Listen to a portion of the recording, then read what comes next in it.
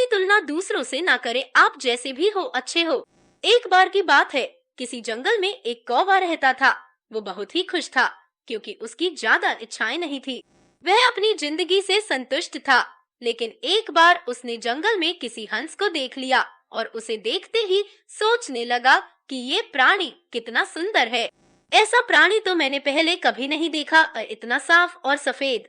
यह तो इस जंगल में औरों से बहुत सफेद और सुंदर है, इसलिए यह तो बहुत खुश रहता होगा। कौवा हंस के पास गया और पूछा, भाई तुम इतने सुंदर हो, इसलिए तुम बहुत खुश होगे। इस पर हंस ने जवाब दिया, हाँ मैं पहले बहुत खुश रहता था जब तक मैंने तोते को नहीं देखा था। उसे देखने के बाद से लगता है कि तोता धरती का सबसे सुंदर प्राणी है। हम दोनों के शरीर का तो एक ही रंग है, लेकिन तोते के शरीर पर दो दो रंग है। उसके गले में लाल रंग का घेरा और वो सुर्ख हरे रंग का था। सच में वो बेहद खूबसूरत था। अब कौवे ने सोचा कि हंस तो तोते को सबसे सुंदर बता रहा है, तो फिर उसे देखना होगा। कौवा तोते के पास गया और पूछा, भाई तुम दो दो रंग पाकर बड़े खुश होगे? इस पर तोते ने कहा, हाँ मैं तब तक खुश था जब तक मैंने मोर को नहीं देखा था। मेरे पास तो दो ही रंग है, लेकिन मोर के शरीर पर तो कई तरह के रंग हैं।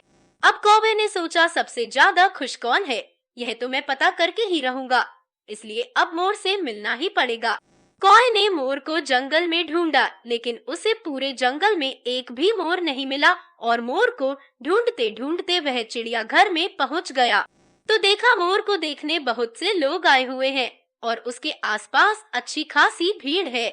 सब लोगों के जाने के बाद कौवे ने मोर से पूछा, भाई तुम दुनिया के सबसे सुंदर जीव हो और रंग बिरंगे हो। तुम्हारे साथ लोग फोटो खिंचवा रहे थे। तुम्हें तो बहुत अच्छा लगता होगा और तुम तो दुनिया के सबसे खुश जीव होगे। इस पर मोर ने दुखी होते हुए कहा, भाई अगर सुंदर हूँ तो भी क्या फर्क पड़ता है।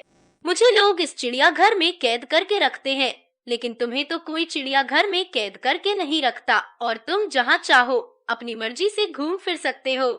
इसलिए दुनिया के सबसे संतुष्ट और खुश जीव तो तुम्हें होना चाहिए, क्योंकि तुम आजाद रहते हो।